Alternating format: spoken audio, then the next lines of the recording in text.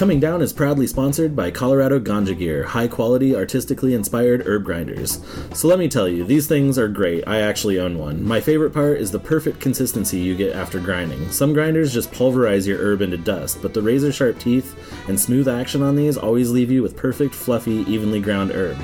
The craftsmanship is top-notch, made from aircraft-grade aluminum, to guarantee you won't get metal shavings mixed into your herb. But the best part, truly, is each grinder features original artwork created by Colorado artist Lori Beatty. She creates unique mandalas that are laser-etched into each magnetic lid. And each grinder comes in a silk bag and has free shipping. So just go to etsy.com/shop/Colorado Ganja Gear and enter the code COMINGDOWN in all caps for $5 off, or go to the show notes for this episode and follow the link. Thanks and enjoy the episode. Good day, one and all. Welcome to Coming Down. My name is Matthew. I'm joined here by my co-host, Nathan. Well, hello, friends. Gosh, I feel great today. Yeah? How's it been, man? I had 4 days off in a row. Like, I'm a changed man. Yeah. I'm rejuvenated. Oh, man, that'll really do it. That'll really do wonders for yourself. Absolutely. I'm like walking down the street with a smile on my face. I'm like, this feeling is weird. What is this? This is what it's like to not work for the man. I'm like my muscles aren't clenched. I'm not like grinding my teeth. Strange. Yeah. Oh man. Yeah. So you went up to Seattle for 4 days, right? Yeah, it was awesome.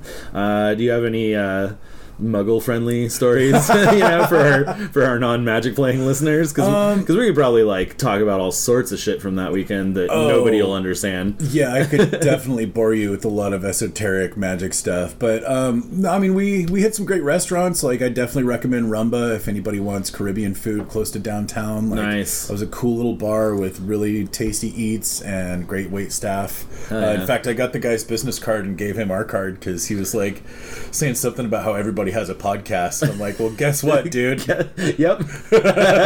You don't say. Yeah. Hell yeah. But yeah, totally cool guy. He does like restaurant consulting and stuff. Gave me his card. I'm like, yeah, cool. Fuck yeah. I don't know if I want to put his name out on blast. Yeah, but, like, no, that's fair. Dude was fucking super chill, and hit me up, and I will give you a fucking what is it? What do you call that? A bump. I'll give you a bump. There you go. Anyway, yeah, it's a very squeaky bike outside. Yep. Seriously, ridden by a somewhat inebriated gentleman. Anyway, yeah, Rumba was great. We also hit up this place called Pine Box, which is I've heard of that place. Yeah, it's a cool, really cool bar, and it's built into what I believe is a mortuary. Something kind of like that. It's like got marble walls and like all this old wood. Whoa. And like super tall ceilings. It's a gorgeous space, but it's like really kind of an unpretentious bar, you know? Cool. And amazing tap list, house-made Bavarian sausages, house-made red sauerkraut, and like nice German potato salad. And I had a warm pretzel that was maybe the best pretzel I've ever had in my life. Nice. It was so tasty. Nice. And you guys just got to stay downtown, right? Pretty much? Yeah. We got an Airbnb that was literally across the street from the convention center. Whoa, crazy. Like, so was it like a high-rise, lofty sort of situation? It was a 15-story building, yeah, and it was like a bunch of condos. I think most of them were Airbnbs that are owned by Chinese real estate conglomerates, you know? Probably, huh? The hallway smelled like curry 24/7. And it wasn't like it never faded. Like, it would start fading, and then there was like a new application the next day, you know? Nice. So we decided that the building was heated by hot and cold running curry. Beautiful. Yeah. I mean, there's worse ways to heat and cool a building. You know, I've also had more offensive fragrances in hallways of dwellings that I've been in. Yeah, so, no kidding, right? You know, it could have been worse. God, I remember the first time I went to New York, and I remember asking my uncle like what that smell was in every building, and it's basically it was like poison. It was like because there's so much extermination going on in New York buildings, you know, between roaches and rats and stuff. It's like every fucking building had this sort of like musk of like what the exterminators use, and I don't know if I believe that. I don't know either, but that's what he told me. Be wrong. But yeah, who knows? I don't live in New York. It all was like a real funky sort of almost cleaning product, and it was very distinct, and it seemed to be in almost every building I went in New York. So they do say it's a filthy city, so who knows? Is for sure. Yep. Hell yeah. There's no denying that. Hell yeah, man. I didn't get into a whole lot except I got to go see Mini Mansions. So that's right. Yeah, so I forsake going to the GP in an effort to save money for the festival, which, listener at home, still convinced Matt to come. But in an effort to save money, and then also just to go to this show. There was a world where I could have gone to the GP if I went up Wednesday, because Mini Mansions was playing in Seattle Wednesday night. Oh, that's right, yeah. So there was a world if I went up early, I could have caught him there, and then, but then I wanted to go with Ricky, because we've loved that band for a long time. Oh, yeah. And let me tell you what, man, like, I definitely was jealous of you guys being up there the whole weekend until the night of the show, and then I was like, I got the better end of the deal. Nice. Yeah. Well, I definitely wanted to go. Yeah, no, totally. No, I'm just ribbing you, but it was seriously an amazing show. Like, they played at Doug Fir. The sound's always good at Doug Fir, but it was just perfect. They had it cranked loud, but it was dialed in, so it like didn't hurt your ears, just nice. The tones were just there, all the instrumentation, all the vocals were just like dialed right in. Cool, and those guys tore it up, and I hadn't seen them in a good while, because I imagine they have played and maybe just snuck past my radar, but right when we moved out here, they played at the East End, and we went and checked that out, and that was a tiny little room, and there were only like 14 people there or something. We were like, shit, dude. Damn. I guess like people in Portland don't know these guys yet or whatever. Which was also surprising because it's the bass player of Queens of the Stone Age. Yeah. And it's his band. And so like they, he's got some clout behind him and everything. So yeah, we were kind of surprised at that show, and we were like, well, might be a minute before they come back. And sure enough, it kind of was. Like, hadn't really heard of them coming through until this time. So, and then they sold out Doug Fir. Of course, yeah. So they've certainly made some waves in that time being. But very first time I saw him was in Fort Collins at another tiny little place, and yeah, they were just a 3-piece. The singer just played like a 2-piece drum kit, and then would like swing a guitar around every now and again to do some licks. And like this time they had a full band, full drummer and like full lineup and everything. All so right. Yeah, they were awesome. If listener at home, if you get the chance to see them, they're just world-class musicians. Okay. Well, and they're all studio guys too. Right. Like, yeah, I've heard their albums, and they're fucking. Or is it just one album? they've got 3 albums. Okay, yeah, 2 or 3 albums. You've played a bunch of their stuff for me, and I love it all. Yeah, so. yeah, they're fantastic. But nothing too crazy to report from that night. I mean, we had a good old time and brought a good crew. Got to talk to the guys after the show a little bit, and they remembered all the old Fort Collins shows. So cool. they were super stoked. Oh yeah. And then shit, dude. And then we caught a lift home in a Tesla. What? And I had never ridden in a Tesla before, and it was one of those Tesla like X's, or it was the XL. It fit a bunch of people. Oh, cool. And the driver was like cool as hell and was definitely like pushing the pedal down a little bit. Man, those cars zip. Like, yeah, that's even underselling it. Like, holy shit. Well, here's the thing. In an internal combustion engine, it takes time to get up to max torque. Right. Like you can't get the full horsepower of your engine until you like get it revved up a bit. But you stomp on the pedal in Tesla and it's max. Yeah. Like no fucking bullshit. Just woo. Like I've watched this dude who has a Datsun. I think it's a 710. And he took everything out of it, apart from, or he took all of the engine stuff out of it, and put an electric motor and like these huge battery packs in the back. Whoa. Now he takes it out to the Speedway in Gresham, and he can beat any car. Just smokes everyone. Yeah. Yeah. There's not even, no one can even come close. I love how he calls his car the White Zombie. Nice. I love how back in the day the concern with electric cars was like, oh, they're not gonna have any performance, and it's like turns out they outperform everything. Oh, yeah. Like, well, and the crazy thing is he got these battery packs from these guys who race these electric motorcycles, and I have never been afraid of the speed at which something goes until I saw these things. Oh, and I was yeah. just like picturing myself on something that accelerates that quickly, and it terrified me. On a motorcycle too? Yeah, and like they're the kind that you like have to lay down on because they're that fucking low to the ground and sleek. Right. Oh, fucking man. crazy. And they got these like teardrop helmets that like mesh with the body profile and shit, so that they can just get top speed. Wild, man. Huh. That's cool. Yeah. Well, anyway, that was quite the experience. Dude, the driver was hilarious. We wanted him to stop for beer, and he was kind of giving us shit about it. But, oh yeah, and then when he put us in the car.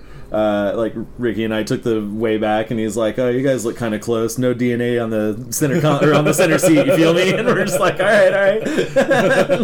He was just funny guy. It was cool as hell. Nice. But he was like, "Oh man, you're gonna make me stop for beer. You know we don't get paid for that shit." And we're just like, "Dude, we'll tip you, man. It's cool." He's like, "All right, you got 2 minutes, but I'm leaving." I think he was kind of serious. Matt gets out of the store, and he's like, "All right, not bad. Minute 30." But yeah, nice. So that was fun. Yeah, so we had a good old time, man. And but yeah, I don't think I've fucking done anything else. Pretty much just business as usual. Oh yeah, getting so close to starting this other podcast. We got all our recordings done. I just need to really sit down and start editing and piecing everything together, and then jumping through all the hoops you got to jump through to actually launch these things. Oh my god, seriously. Yep. So fuck yeah, dude. Look forward to that, dear listener. But this one, I think we're just going to do another short one this week. Yep. I think we definitely got away with as much as we possibly can with the fucking 3 epic volumes. Yeah, it needs to be a little more bite-sized stuff on the horizon. So. Yeah, for a minute until we get into another 3-parter. Yeah, I mean, be warned, this will not be the last. Yeah, totally. So yeah, this one's it's another close call, and yep. It's a little short, but definitely a weird journey. Yeah, totally. Yeah, I don't think there's too much to say on it. It's just a fun little story. But yeah, man, you want to just get into the housekeeping? Yeah, let's do it. Turn them loose. So, I mean, I imagine if you're listening to this, you're already on one of our platforms. But if you haven't been to the mothership yet, that's comingdownpod.com. Find all the show notes there, as well as links to other platforms, as well as links to our Patreon. Thank you to everyone who has already given us a pledge. We've got merch up there. There's tiers that start at $1, so if you want to give us some money, please do. We love you. Hell yeah. That's at patreon.com/comingdownpod. We're on Twitter at comingdownpod, so hit us up if you want to be on the show. Our email is comingdownpod@gmail.com. Please let us know what you think. We love to hear any feedback that you got. Hell yeah. Sounds good, man. Hell yeah. Let's go!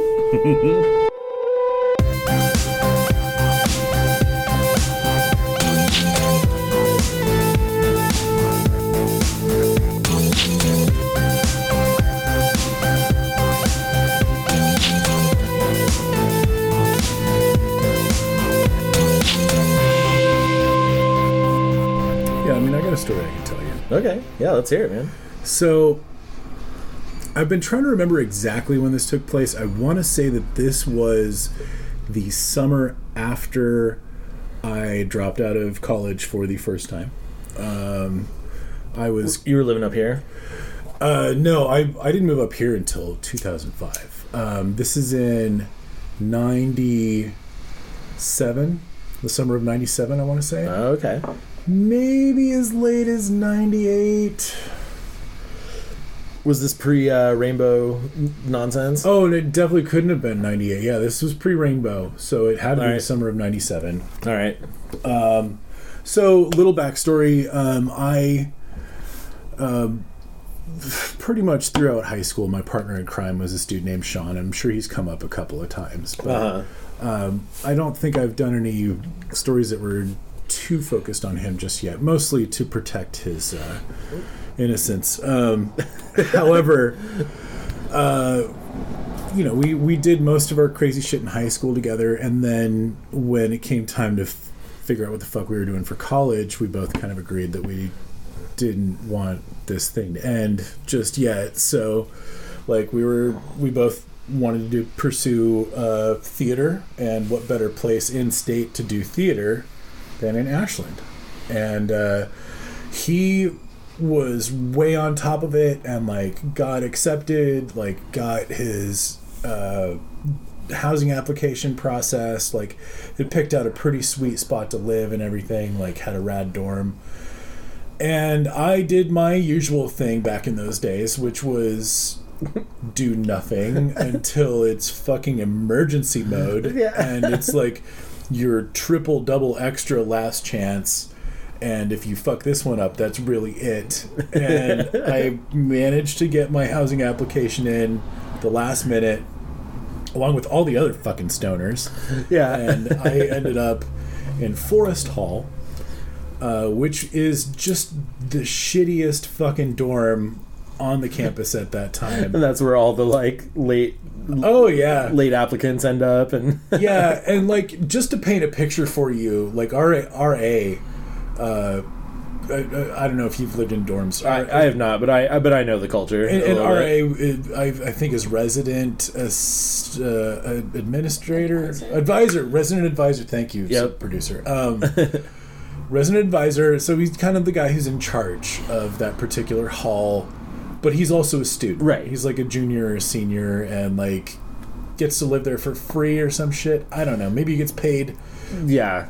They get some benefit for doing that work. Yeah, unclear, but like he was nominally in charge of us, and so he kind of calls this meeting, and we all kind of pile in there, and he's like, guys, I feel like I have a pretty good relationship with most of you, and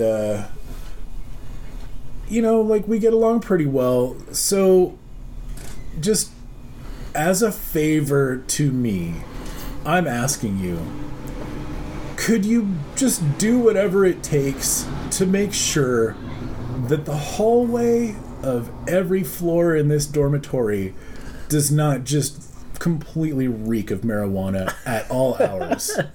Because I'm not fucking with you. Those are the conditions that we are currently living in, and it has been noticed by the administration, and they're asking me to do something about it. And as I'm pretty sure you are all aware, that's not what I'm interested in. So if you can take care of this and take this problem off of my list, then we'll be doing a lot better. Yeah, and like help me help you. Yeah, exactly. He's like, like the rules state that like you can't smoke weed anywhere around here. Like that's just not something that you can do.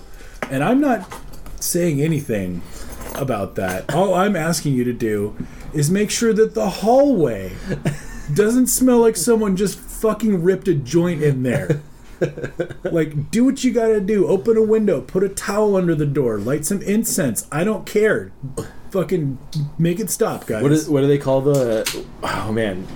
What do they call it? Like boofs, right? Or where you put like a dryer sheet in a tube. I don't know that I've ever heard a term for that, but we definitely had a lot of... I swore you told me a term for it. I swore it was boof, but... Boofing is a lot different. Well, I know what boofing is, but right. And that's why I laughed when someone told me that it was called a boof. I never told you that.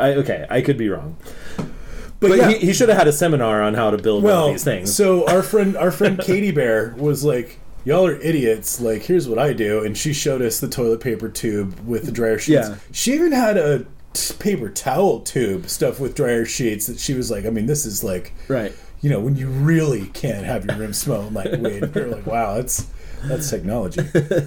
And so I'm waxing a little too long on the college stuff here, but I don't know when this is ever going to get filled in. That's fair, yeah. Yeah, these guys devised a system of fans. Like, I think that they had, like, PC fans that they, like, just kind of assembled a daisy chain of, like, connections so that they didn't have to use more than one power supply, and just had all of these fans set up around the door to their dorm room so that... And in fact, it bears mentioning that when I first moved to Ashland, one of my first places that I went was the head shop, and they had a sale on a 3-foot bong for $50 that was solid glass. So I bought it. And naturally, I was the only person in the dorm who had a giant bong, and everyone wanted to smoke out of it. And a very firm rule: it did not leave my room. Good rule. Which meant that I was getting high a lot. Yeah, which also meant that your room was just reeking of weed constantly. And well, not just that, but it's also foreshadowing because I didn't end up going to class a lot. Because everyone wanted to smoke out of my bong, and what am I supposed to do? Yeah. You know? Yeah. I mean, smoke out of that bong. Right? And so... You paid $50 hard-earned dollars for it. Exactly. And so these dudes, I think they were next door to me, were like, hey man, we need to test out our new smoke dissipation system. We need to use your bong. And I'm like, we need to test our booth. I'm like, gentlemen, I'm pretty sure you're aware of my policy. And they're like, oh, we're aware.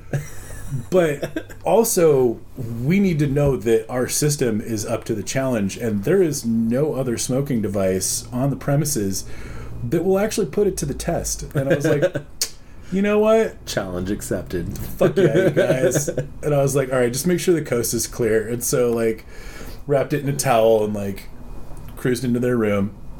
We set up, and they're like, all right, man, you do the honors. Just every hit that you smoke, you got to blow it right at the door. Like you're trying to blow it in someone's face. And I'm like, all right. And so, sure enough, like, packed fucking bong load after bong load, blew it right at the door. And every time it was just coming right back at us and then out the window. It was impressive, man. Nice. Like, these guys had done their homework. Like, they'd really set it up. And, you know, based on this ingenuity, none of us actually got a system that was that good. But, like, you know, we had our fucking dryer sheet tubes, and we had our towels and our fans, and we actually opened windows. Yeah. And after that, Dennis didn't have anything to complain about. All right. So everyone was doing their due diligence. Exactly. Yeah. But as I mentioned, I wasn't going to class, and I was just getting high. So I failed every class except for biolab. Because I somehow went to biolab. I mean, it was basically a participation credit. Is that your, like, 4 p.m. class, too? Yeah. You could just, like, stroll in and be like, ah, shit, I guess I'll make it to 1 today. plus it was a group class. So, like, you just did everything as a group. Yeah. And we were killing it. It was me and Sean, and then this girl named Danielle, who was, like, this fucking gangbanger chick from Medford, who was, like, trying to clean up her act and go to school. And, like, she went really quick from gangbanger to hippie when she started hanging out with us. Yeah. And, like, even, like, weaved, like, a hemp band for my watch that broke, and, like, some cool shit. She was really cool. It was pretty tragic. She died in a car accident, like, a few months after I left Ashland. But, I'm sorry, man. That sucks. You know, shit happens. But, yeah, so biolab was the only class that I went to because Danielle was rad and fucking Sean was in my group. And the funny thing was, all of us were high as fuck for that class every day. We always finished our lab before everyone else, and we got all the questions right. It was weird. There you go. But yeah, so that was the only class that I passed, and so my folks were paying for school, and we had a deal that if I got below a C in any class, that was it. And so, I mean, I didn't get above a C in any class apart from biolab. So, you know, like, I didn't even have an argument. Dad was just like, so I guess that's it, huh? And I'm like, yup. Guess there's no chance of me going to this school anymore. And he's like, nope. I'm like, all right, fine. And so I left, and Sean was pretty bummed out. He'd actually moved from the rad dorm over into Forest Hall because he found out he could actually get a room to himself there and not have to pay any extra just because they had empty rooms. And it's like, whatever, we're not going to make you find a roommate. Free rooms in the scumbag hall. Yeah, exactly. And so he had this rad set up. He, like, fucking hot glued all these milk crates together to make, like, an entertainment center and shit. It was great. We did Blue Moon Rockets, and he barfed all over the place. Like, you know. What's a Blue Moon Rocket? Oh, Blue Moon Rockets is when you mix ice cold vodka and ice cold Jägermeister in equal proportions and shoot it. All right. Sure. Because you want to vomit all over your dorm room. Yeah, I mean, that seems like the only reason to do that. Right? And he did. Yeah. Well, plus his distribution method was flawed. It was a whole one for me, one for you thing. And there's like 5 or 6 of us who were hanging out. So, you know. Oh, so he's doing 5 to 1? Yeah. Yeah, that's not going to work. Yeah, so the lights were out pretty fast. Yeah. And the rest of us were wildly drunk. So I can only imagine. But yeah, I moved out of Ashland, moved back to Bend. Had a really weird, brief stint with this dude. Sean actually came and visited, and that's when I had my Vallis trip, which we will talk about eventually. Okay. And then move on to the summer. You know, Sean's out of school, like he's not in student housing anymore. And I think he was headed back to Maui, but he wanted to stop and visit me in Bend. And I was like, dude, let's eat some mushrooms and climb Black Butte. And he was like, sweet. Sounds like a great idea. And I had all these like rad Cubenzis, and I had the urban assault vehicle. Right. And so Black Butte is a small mountain outside of Sisters, Oregon. So named because it's covered in pine trees, and from a distance it looks like just this black hill on the horizon. Mm-hmm. Very creative nomenclature. Right. So yeah, we drive out there, and you know, like, we're not avid hikers. Yeah. We probably ended up rolling out of town around 1 or 2 in the afternoon. Yeah. You know. And it's like a half-hour drive to Sisters, probably about 45 minutes to Black Butte. The funny thing about this is I was not an avid hiker or camper, but had done my fair share. I lived right on the foothills. I went to the mountains all the time. And the amount of times I just haphazardly just like went to the mountains with mushrooms, just like no prep at all. Yep. Was just dumbfounding, because it's like, I know how this works. I've done this before. Oh yeah. But once it's like, well, we have a bag of mushrooms and some weed and some shoes on our feet and a shirt on our back, like, what else could we possibly need? Strange, we have the same formula. Yeah. God damn it. Yeah, I've got a truck. It's got gas in it. Yeah, like, we have weed and mushrooms. What more could we need? Check. Let's go. On the road. Pack that bowl. We're burning as we drive. Yep. So we get to Black Butte. You know, it's the afternoon. We don't really put it together, but there's people leaving, you know. Like a lot of them. Yeah. And, you know, so we find the trailhead. I mean, you can drive like a pretty good way up, and then there's a trailhead, I don't know, like a quarter, maybe halfway up the butte, maybe even 3/4. It's pretty tall. But eventually you get to a trail area where you park, and you know, I want to say that Sean had a pack with like a water bottle in it. Well, thank God for that. And his bubbler. And a bunch of weed. Oh, yeah, because he needed water for the bubbler. Exactly. Like, I want to say that we had at least one water bottle. Like, we weren't total fucking morons. But, I mean, that's about all that we had going. And so we're hiking, you know, like, we eat mushrooms at the trailhead, and we start hiking. And it's a fucking beautiful day. I mean, like, I don't know if you've been to Central Oregon in the summertime. Yeah, I have. Yeah, and it's incredible. Like, it's not that hot. It's I mean, it's beautiful. Yeah. So anyway, we're hiking up the mountain, and we get about, I don't know.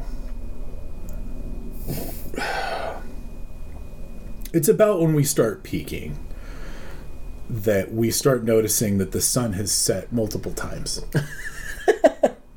And it's incredible how it's being timed, because like we'll come out from behind the shadow of the mountain and the sun is just setting behind a big fucking bank of clouds, and like throwing off all these fucking god rays and like reds and oranges and stuff, and we're just like, fuck, this is amazing.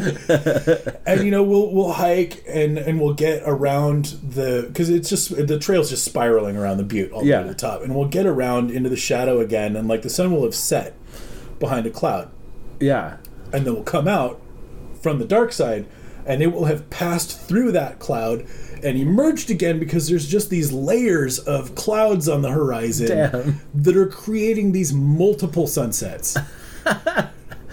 And we're just going, what the fuck? Like, dude, sun's setting again. How did like, what kind of fucking dice roll did we win to get like 12 sunsets out of this fucking evening?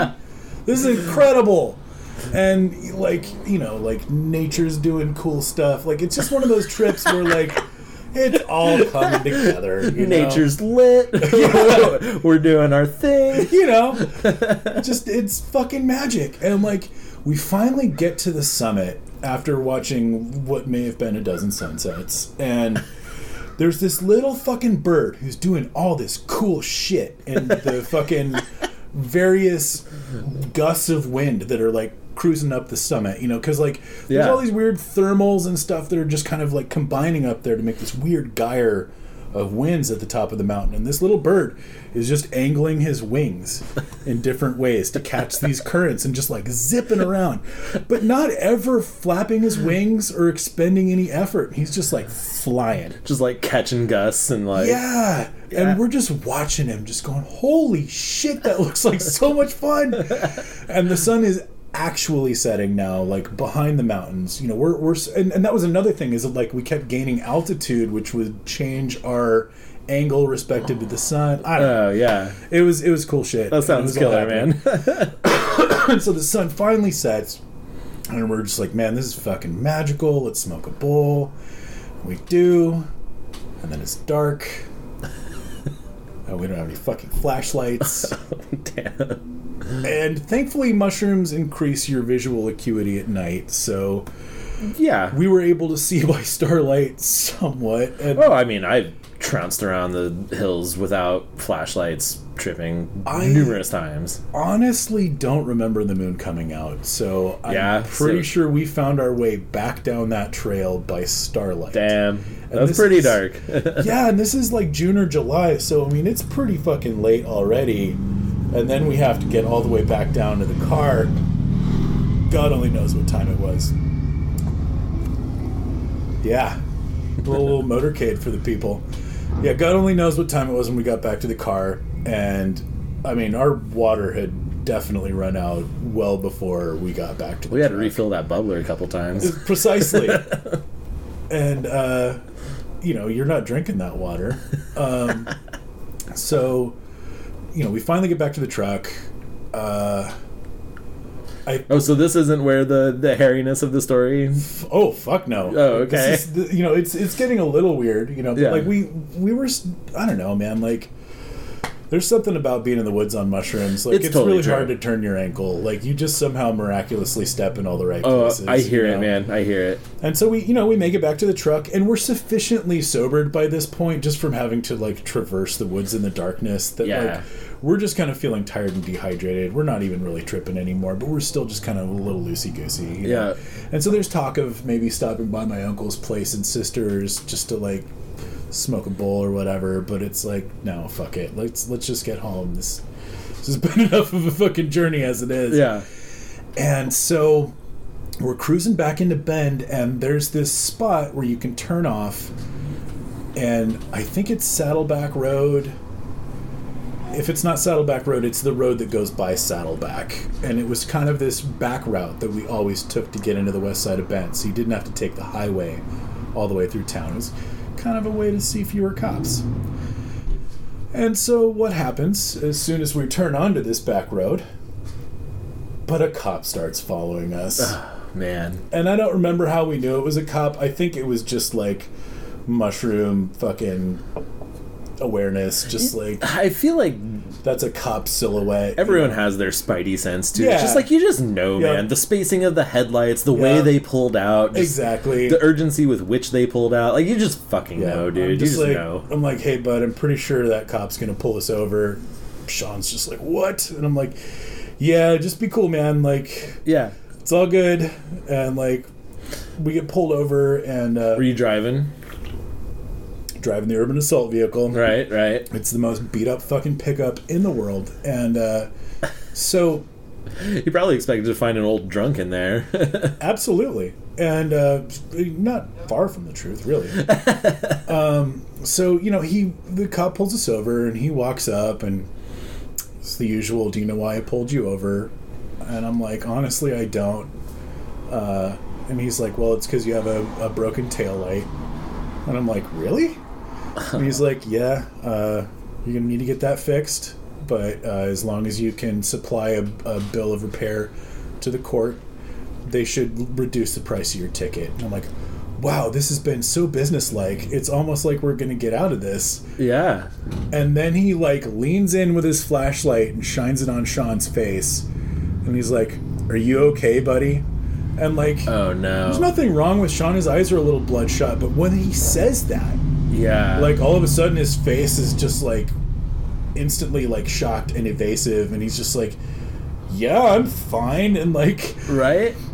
He's like, well, I'm gonna need to see some ID, and, like, he's got the pouch with his bubbler tied to his belt loop. Oh, man. Next to the pocket that has his ID in it. And it's one of those little, like, pipe pillows. Yeah, that it was the old Yeah. hippie pipe pillow. Yeah. Just tied to his fucking Yeah, pants. because you guys are hiking around. And so he's fumbling around with it, like, trying to get his ID out. And I'm like, well, I mean, there's an... Oh, that's right, we did stop by my uncle's house. We fucking did, and I had... literally an ounce of weed in the pocket of my Jinkos. Oh, no. And so, yeah, you know, like, the cops fucking with Sean, and, like, understandably dehydrated, coming down off mushrooms. Right. Stoned to the fucking bone, like, pipe on his fucking pouch. Like, yeah, he dude's having a hard time. Might not have looked his most becoming. Yeah. But somehow, you know, he fucking gets it out, like, shows it to the cop. The cop, like, you know, fucks with him some more. Like, I probably should have asked Sean to, like, fill in some more details about this, because obviously it's been 20 years and I don't remember exactly what. Well, hey, you know, it's your perspective, though, so. But, yeah, I mean, like, after a like, good hard minute of grilling, like, he's like, all right, I'm going to need you to step out of the car to me. And I'm like, oh, fuck. Well, we are definitely going to jail now. And I'm just, like, looking at this ounce that's making a bulge in my pocket. But they're Jinkos. Right. So it's minimal. Yeah, but the bulge to you is probably huge. You're just like, damn. I'm just like, all right. So I hop out, and I'm, like, about ready to start doing a roadside check, you know? Yeah. But he's just like, all right, come with me. And, like, leads me around to the back of the truck. And I'm like, oh, God, what's about to happen? Yeah. And then he just points at my taillight, and he's like, see, you got a broken taillight. And I'm like... Yes, sir. Yes, that is a broken taillight. And he's like, so you just need to get that fixed, and they'll reduce the cost of your ticket. And I'm like, I will take care of that first thing tomorrow. And he's like, see that you do. Damn. All right. Well, you know, thank you very much. And he's like, drive safe. Wow. Have a good night. Wow. And I get back in the truck, and Sean's just like, what's going on? And I'm like, it's cool, man. We're leaving. We're gonna go home. He's like, oh, fucking thank God. Damn, dude. Yeah. That's crazy. So we went home and quietly shit our pants. But, you know, like... Yeah. Close fucking call. Close call indeed. Man, that sucks, man, getting pulled over for a broken taillight. Yeah. And I got long hair and a ponytail. Oh, yeah. You know. No, I mean, it sounds like you guys looked the part, you know? Just, like... Honestly, like, I think it might have been one of those cases of, like, the guy was just, like, hanging out in the state park that we drove by. Mm-hmm. And he just happened to be pulling out when we went past. And he noticed we had a light out. Yeah. And was just like, well, fuck. I guess I gotta pull him over. Yeah, guess I'll do this thing. And was probably just at the end of his day, or like maybe wasn't supposed to be out there or something. I don't know, but like just probably gave me a ticket for the light instead of fucking with the hippies in the pickup. What's weird is that, like, at base level, it sounds like he was just doing that. Just like, you know, pull him over for the light. Didn't read too much into, like, what you guys looked like or what you were doing. But then the fact that he kind of fucked with your buddy and was like, this guy all right, you know? But then sort of just, like, left that alone. So that's weird. But I guess that's just sort of cop shit, dude. They'll just do that. Just be like, oh. Ask, like, weird questions, and you're like, oh, okay. Like, settle down, dude. It's fine. Dude. And, like, you know, I've been fucked with so hard by other cops in way less incriminating situations. Like, yeah. I've had them fucking bring the canines just because I had my right turn signal on, and then I turned it off and went straight instead. They fucking pulled me over. Whoa! This is in Folsom, California. But, yeah. You know, that guy had us dead to rights. Yeah. Let us go. Yeah, I mean, he pretty much, I don't know. I mean, he didn't really have probable cause, so he probably couldn't have searched you, but I mean, also, like... I don't know, man. Yeah. Who knows what that Who knows? pickup smelled like? Like, Yeah. we were both. Oh, and that was the thing. He was like, "What have you guys been doing?" I'm like, "We just got done hiking Black Butte." And he's like, "Okay, well, your eyes are pretty red." And I'm like, "Yeah, we didn't bring a whole lot of water. We're both pretty tired." Yeah.